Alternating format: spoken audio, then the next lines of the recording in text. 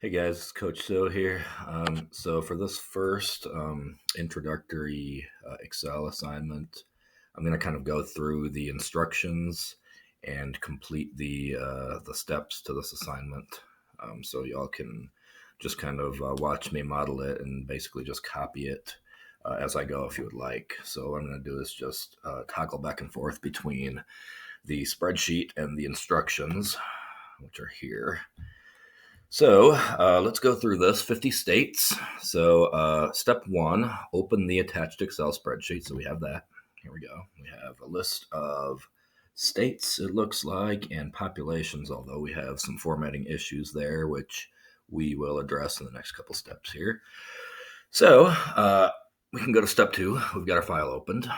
Column B, which lists the state names, is too narrow. Some of the state names are cut off.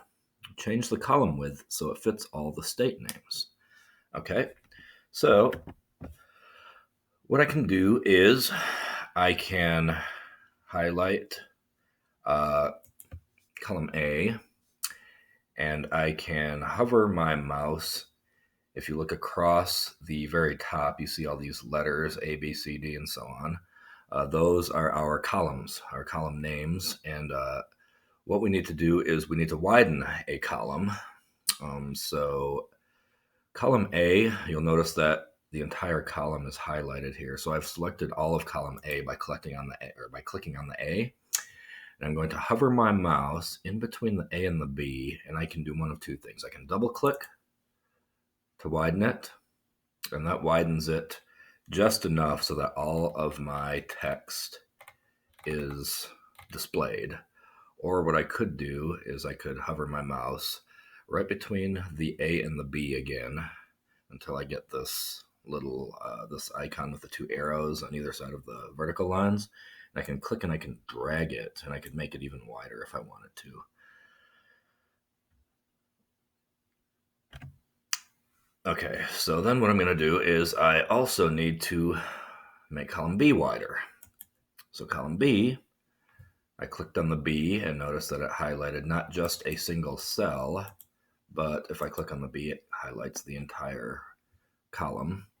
So I'm going to do the same thing for column B. I'm going to hover my mouse over the right edge between the B and the C on my column labels. I'm going to double click, and it will widen my column enough to display all the text. Okay. All right, let's go back to our instructions. Okay. So number 3 here, sort the states alphabetically. Okay. It says go to the Home tab, Editing Group, Sort and Filter, and Sort Ascending. Okay, so let's first highlight what we want to sort alphabetically. So that would be all the contents of column A. So I will go ahead and click on the A. We are in the Home tab already, and the Editing Group. So these are the tabs: Home, Insert, Data, Review, etc. So we are in the Home tab. Now the groups are these kind of blocks of tools. So you will see they're labeled clipboard, font, alignment, number, table, cell, and editing is where we want to be. So we want to go to the editing group, and we want to use the sort and filter function, and we want to sort ascending. Okay. So notice my state names are now alphabetically sorted.